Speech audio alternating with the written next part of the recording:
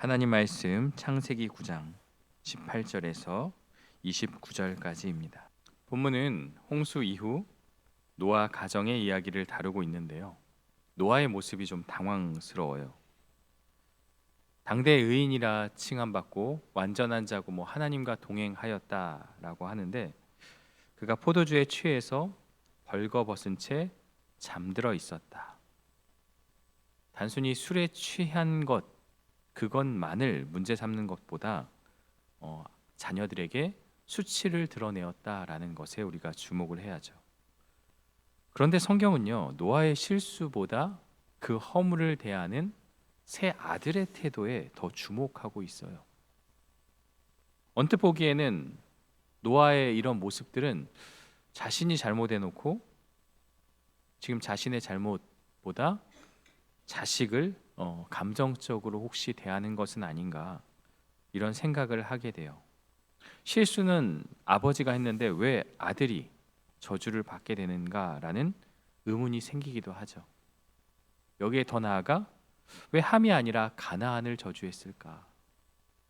구스, 미스라임, 붓이라는 다른 아들들도 있는데 왜 하필 가나안을 지목해서 이렇게 했을까? 결론은 알 수 없다는 거죠. 여러 가지 추정들이 있지만 알 수 없다. 이건 하나님밖에 알 수 없는 부분이기 때문에 우리가 여기에 특별히 시간을 쏟거나 연구할 그런 큰 의미는 없다고 보여져요. 먼저 18절을 보면요, 방주에서 나온 노아의 아들들은 셈과 함과 야벳이며 함은 가나안의 아버지라. 방주에서 나온 세 아들, 우리가 이름 모르는 거 아니죠. 그런데 한 번 더 그 이름을 말하고 있어요. 의미가 있는 건 함은 가나안의 아버지다. 사실 이것도 이제 이후에 나오게 되지만 잠시 후에 일어날 저주의 당사자인 가나안을 미리 언급함으로써 함의 죄가 어떤 결과를 낳게 하는지를 이제 보여주고 있는 하나의 어떤 복선처럼 우리가 볼 수 있는 부분이죠. 19절을 보면 새 아들로부터 온 땅의 모든 백성이 퍼져 나갔다고 선언을 해요. 계속해서 창세기 1장 26절인가 28절인가요? 생육하고 번성하라는 그 말씀대로 계속해서 그 말씀이 반복되고 있고 이루어지고 있죠. 생육하고 번성하라는 그 말씀이 이 노아의 시대 가운데서도 이루어지고 있다. 비록 죄로 물들었지만 그들이 죄로 인해서 하나님의 마음을 아프게 했지만 신실하신 하나님의 은혜가 노아와 그 가족들에게 임하고 있는 거예요. 우리의 모습도 그러하죠. 우리의 모습도 죄로 가득하고 여기 있는 저나 우리 모두가 사실은 솔직하게 우리 내면을 보면 죄의 문제를 결코 우리가 자유로울 수 없다는 것을 알게 되죠. 그러나 신실하신 하나님의 은혜가 우리 가운데 있다라는 것. 그런데 새롭게 시작된 인류의 역사는요, 포도주로 인한 문제로 이제 발생하게 되죠. 20절에 보면 노아는 농사를 시작하여 포도나무를 심어요. 여기까지는 좋아요. 문명을 재건하는 첫걸음이자 땅에 정착하여 경작을 하게 되는 그러한 노동의 흔적이죠. 그런데 노아가 포도주를 마시고 취하여 그 장막 안에서 벌거벗은지라. 큰 실수를 하게 돼요. 당대의 의인이지만 역시 연약한 존재가 인간임을 우리에게 보여주고 있어요. 한편으로 또 위로가 되기도 하고, 혹시 이런 생각은 하면 안 되겠죠. 노아도 이러는데 나는 괜찮아, 이렇게 생각하면 안 되고, 이것이 인간의 모습이다라는 것을 우리가 직면해야 할 것입니다. 22절에 가나안의 아버지 함이, 여기도 가나안의 아버지라고 나오죠. 우리가 18절에서도 함은 가나안의 아버지라, 가나안의 아버지 함이, 뭔가 이유가 있죠. 다른 아들들도 있는데 꼭 가나안을 꼬집어서 함과 같이 나옵니다. 그의 아버지의 하체를 보고 밖으로 나가서 그의 두 형제에게 알림해. 이제 함이 등장을 해요. 함의 죄는 아버지의 벌거벗은 몸을 본 것이 아닙니다. 볼 수 있죠. 이것은 함도 어떻게 할 수 없는 일이죠. 눈에 보이는 걸 어떡합니까? 그런데 문제는 그 허물을 덮어주기보다 밖으로 나가 두 형제에게 고하였다.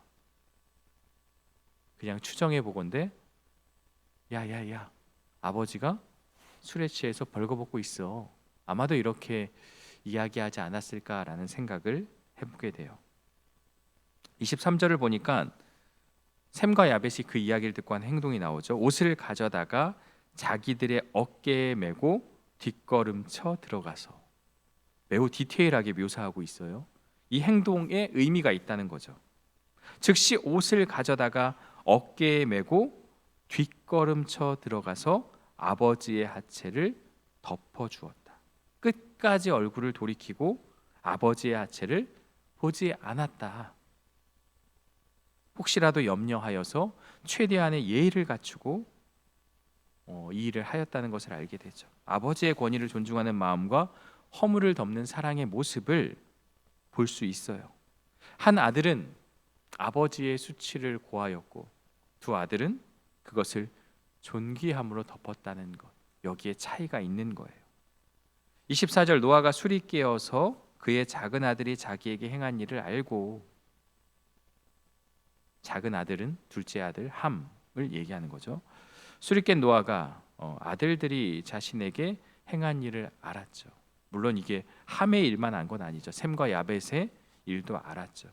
25절에 이에 이르되 가나안은 저주를 받아 그의 형제의 종들의 종이 되기를 원하노라 하고 함은 저주하죠. 그리고 26절부터는 셈과 야벳을 축복하는 내용이 담겨 있어요. 그런데 함의 아들인 가나안을 저주해요. 인간적으로 생각하면 이해할 수 없는 부분이죠. 그래서 성경입니다. 함의 행위가 과연 저주받을 만한 일인가? 잘못은 노아가 하지 않았는가? 애초에 포도주를 먹지 말았으면 됐고 먹었어도 벌거벗고 앉았으면 됐는데 왜 함이 저주를 받아야 하는가? 그런데 그 함이 아니라 왜 다른 구스, 미스라임, 붓이라는 아들들이 있음에도 불구하고 가나안을 지목하여서 저주했는가? 결론은 정확히 알 수 없다는 것. 그것을 우리가 생각해야 할 것입니다. 그 사실을 형제들에게 말했다고 함의 아들 가나안을 저주한 것은 노아도 좀 너무한 것 아닌가, 인간적인 그런 마음이 들어요. 그냥 형제의 종이 아니라 형제의 종들의 종이 되기를 원하노라. 문법상 최상급이죠. 그러니까 정치적인 사회적인 종속을 예언해요. 같은 형제임에도 불구하고 그 형제의 종이 된다는 저주는 너무나도 가혹하고 가슴 아픈 일이에요. 26절을 보면요, 셈에게는 축복이 선포돼요. 특별한 건 셈아 복을 받아라 이게 아니라 지금 뭐라고 얘기하고 있어요? 셈의 하나님 여호와를 찬송할지로다. 뒤에 가나안은 셈의 종이 되고 이게 중요한 게 아니라 셈의 하나님 여호와를 찬송할지로다. 이 축복의 초점이 셈 개인이 아니라 셈의 후손과 언약을 맺으시고 그들을 통해 구속사를 이끌어 가실 여호와 하나님께 맞추어져 있다. 축복의 모든 것이 하나님으로부터 주어짐을 분명하게 선포하고 있습니다. 여호와 하나님께 맞추어진 은혜인 거죠. 셈은 하나님의 계획을 이루는 통로로 복을 얻게 되는 거예요. 이 예언대로 셈의 계보를 통해 아브라함이 또 다윗 왕조가 온 인류의 구원자이신 메시아 예수 그리스도께서 오시기에 그 셈을 축복한다기보다는 셈과 함께 하고 있는 여호와 하나님을 찬송하고 있는 고백을 하게 되는 거죠. 27절 야벳에게도 축복을 합니다. 야벳은 두 가지를 말하고 있죠. 야벳을 창대하게 하사 그의 후손들이 번성해질 것을 의미하고 있어요. 셈의 장막에 거하게 하시고 이건 역시 영적인 의미를 담고 있어요. 야벳의 후손들은 셈의 후손과 마찬가지로 약속된 언약의 복에 동참하게 될 것을 예언하고 있어요. 가나안이 그의 종이 된다. 이것보다 이 앞부분의 축복이 더 의미가 있는 것이죠. 그러면 아버지의 허물을 덮어준 셈과 야벳은 축복하고 덮어주지 아니한 함을 저주하는 이 사건이 말해주는 바가 무엇일까요? 저는 예전에 이 말씀을 보면서 이런 설교를 들었던 기억이 있어요. 효도해야 된다. 부모의 허물을 덮어줘야 된다. 부모의 허물을 덮지 않으면 저주를 받는다. 어느 정도 이제 일리는 되는 말이지만, 일리가 있는 말이지만 꼭 이렇게만 해석할 수는 없죠. 이건 문자적으로 너무나도 보는 해석이죠. 그렇다면 무엇이 해석이 안 되냐면, 자기의 실수를 알렸다고 저주를 퍼붓는 아버지 노아의 태도는 과연 올바른 것입니까? 자녀도 감싸주고 기회를 줘야 하는데, 정작 실수는 당신이 했는데 왜 이런 일이 벌어지는 것입니까? 라는 거죠. 우리는 이 사건을 이렇게 단편적으로 이해해서는 안 돼요. 창세기 저자는 이 사건을 통해서 하나님이 어떤 분이신지를 계시하고 있는 거예요. 우리가 성경을 볼 때 어떤 특정한 사건, 사람들, 인간들에 대해서 집중하기보다 과연 이 사건을 통해서 하나님께서 무엇을 말씀하려고 하시는가, 우리가 말씀을 묵상하고 적용하는 내용도 다 그러한 거예요. 그때에는 이 말씀이 어떻게 주어졌고 오늘 나에게 하나님은 무엇을 말씀하고 있는가, 그것을 우리가 깨닫고 묵상하는 거죠. 이 말씀은요, 하나님의 덮어줌의 은혜, 즉 구원의 은혜를 계시하고자 하는 것에 있어요. 창세기 저자가 이 사건을 통해서 계시하고자 하는 하나님은 어떤 분이십니까? 이를 이해하기 위해서는 성경의 인물들이 하나님의 뜻을 어떻게 드러내는지를 보아야 하는데요. 먼저 홍수 심판 가운데서 노아가 살아남은 비결이 무엇입니까? 당대의 의인 완전한 자 하나님과 동행이 아니라 그 전에 하나님으로부터 은혜를 입었기 때문에, 하나님으로부터 의롭다 칭함을 받았기 때문에 그가 당세의 의인이요 완전한 자가 될 수 있었던 거예요. 이들이 심판에서 구원받은 이유는요, 이들이 잘나서가 아니라 하나님의 덮어줌의 은혜가 있었기 때문이에요. 방주를 만들어서 구원받은 게 아니에요. 물론 하나님의 명령에 따라 방주를 건설하기 때문에 구원받았다라고 볼 수 있지만, 더 깊은 의미는 이들이 배를 만들고 준비한 것도 하나님의 은혜로 말미암아 주어진 것이죠. 그리고 노아와 방주 안에 있던 자들은 하나님의 약속을 붙들고 말씀에 순종하였기 때문에, 그 덮어줌의 은혜가 그들 가운데 있었기 때문에 구원받을 수 있었던 거죠. 이것이 믿음이라고 말하는 거예요. 믿음조차도 하나님의 은혜의 선물이다, 그것을 지금 말하고 있는 거예요. 창세기 7장 16절에 보면 방주의 문을 누가 닫습니까? 성경 퀴즈의 단골로 나오는 문제죠. 하나님이 직접 닫으십니다. 그리하여 방주에 물이 들어차지 않은 거예요. 그러므로 방주 안에 있었다는 것은 홍수로 세상을 심판하는 상황에서 하나님의 덮으심이, 하나님의 역사하심이 구원이 된 것을 말해주고 있어요. 그래서 그 덮으심의 은혜가 정결한 짐승의 희생에 있음을 홍수 후에 제사로 확정하는 거죠. 하나님의 은혜를 지금 예배로 보여지게 되는 거죠. 그래서 노아와 그 아들들은 이러한 덮어짐의 은혜를 입었기 때문에 이 은혜를 드러내야만 해요. 그런데 함은 이 은혜를 무시한 거죠. 하나님으로부터 받은 그 덮어짐의 은혜를 아버지에게 보이지 않았던 거죠. 이것이 그가 저주를 받게 되는 이유라고 우리가 생각해 볼 수 있어요. 노아가 감정적으로 함과 가나안을 저주한 것이 아닙니다. 창세기 저자는 하나님의 덮어주시는 은혜를 거절하는 것이, 그렇게 살지 않는 것이 저주임을 함을 통하여, 가나안을 통하여 알게 하는 것이죠. 가장 먼저 가리움을 받은 사람들이 누구입니까? 아담과 하와는 그 수치심 가운데서 하나님께서 부끄럽고 숨어있는 그들에게 짐승의 가죽으로 그 허물을 덮어주셨습니다. 하나님의 은혜가 임한 거예요. 그리고 이것은 장차 메시아 예수 그리스도의 십자가의 은혜, 그 덮어줌의 은혜를 예표하고 있는 것이죠. 그렇다면 함의 모습은 단순히 아버지의 수치를 덮어주지 않은 그러한 불효라기보다 하나님으로 받은 그 덮어줌의 은혜를 그대로 행하지 않은 그러한 모습이라는 것을 우리가 생각해 볼 수 있는 거예요. 28절과 29절은요. 노아의 남은 생애와 그의 죽음을 간결하게 요약하며 한 시대를 마감하고 있어요. 이제 바벨탑 사건이 이어지게 되고 아브라함으로 이어지는 인물 중심의 그러한 말씀으로 이어지는데요.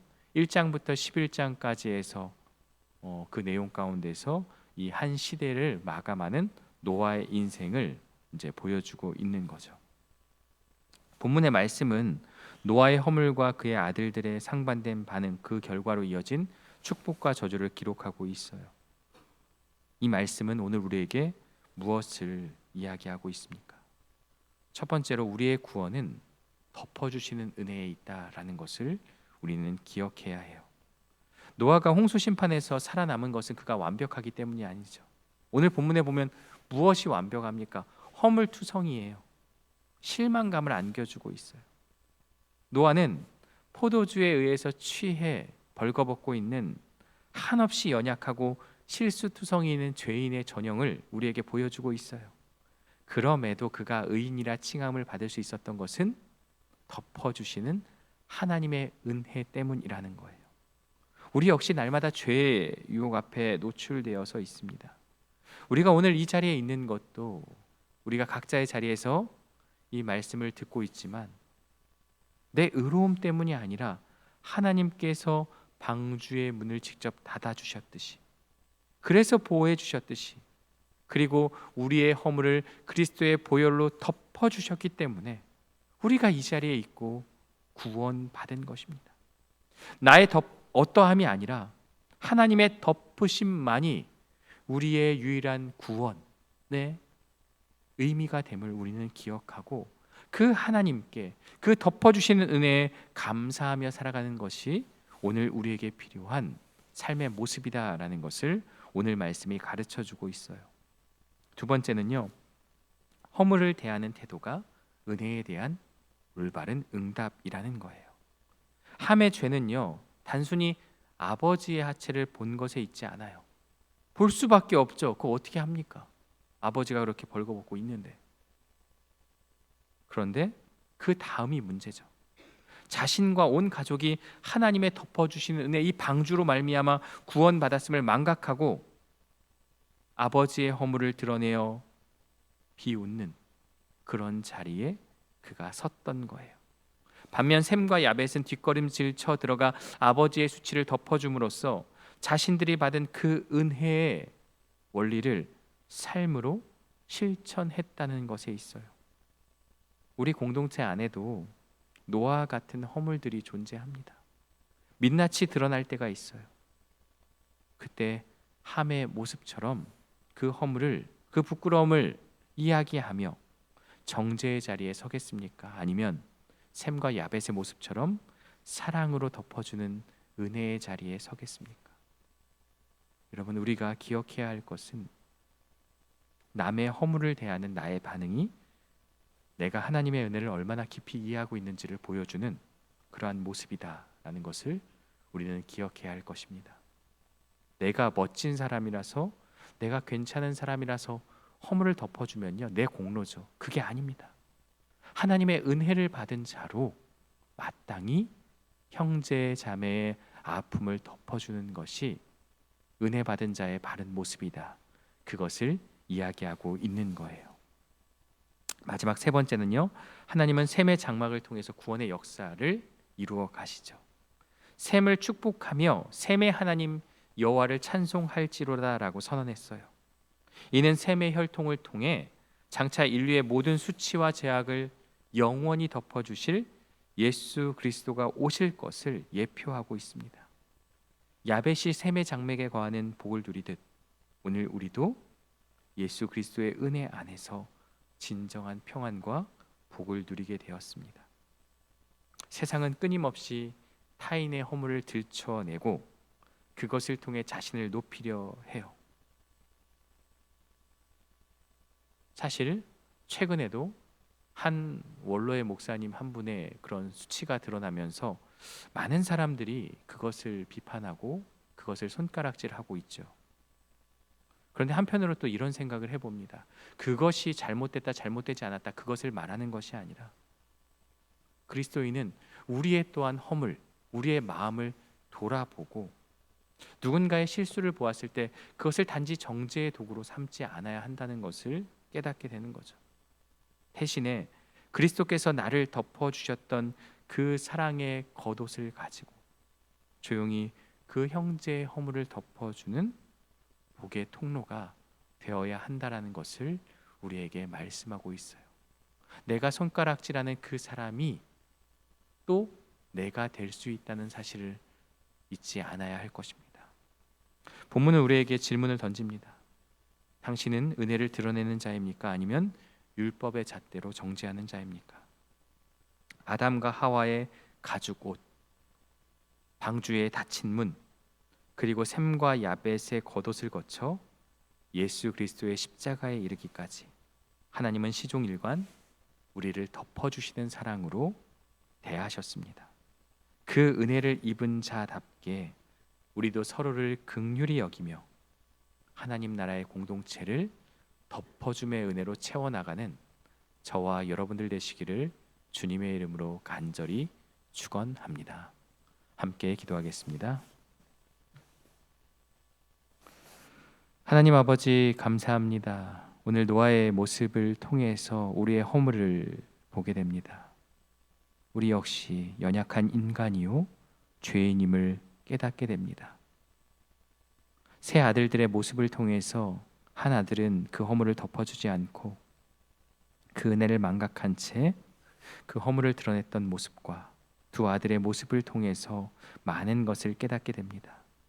우리는 먼저 하나님의 은혜를 받은 자로 그 수치심을 덮어주는 그 은혜를 받은 자로 그 은혜에 합당한 그러한 모습으로 살아가고 있는지를 돌아보게 하여 주시고 다른 사람의 실수와 그 죄의 모습을 손가락질하며 그것을 통해 정죄하는 그러한 모습이 아니라 하나님의 은혜 가운데 그 허물을 덮어주고 그 허물을 감싸주는 그러한 은혜의 모습이 우리 안에 있게 하여 주옵소서. 다른 사람들의 실수나 그 모든 것들을 정죄하는 그러한 모습이 아니라 나도 그 죄인처럼 똑같은 모습을 가진 죄인임을 기억하고 그것을 잊지 않고 하나님 앞에 진실된 마음으로 살아가는 우리들의 모습이 되게 하여 주옵소서. 하나님의 덮어주심의 은혜가 없었다면 우리는 허물과 죄로 죽은 자입니다. 이미 죽었고 영원한 지옥 형벌에 사로잡힐 수밖에 없는 죄인이지만 예수 그리스도의 십자가의 은혜로 말미암아 우리를 구원하여 주신 그 은혜를 기억하며 나도 이 땅 가운데서 이웃의 허물을 덮어주고 사랑으로 감싸는 그러한 모습으로 살아갈 수 있도록 인도하여 주옵소서. 특별히 병상에서 고통 가운데 신음하고 있는 우리 환우들을 기억하여 주옵소서.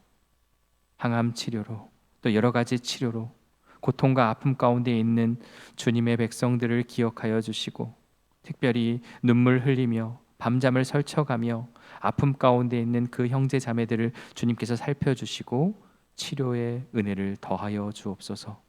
그 가족들에게도 하나님의 은총을 덧입혀 주옵소서. 오늘 하루의 삶도 주님께 온전히 맡겨드리며 예수 그리스도의 이름으로 기도 올리옵나이다. 아멘.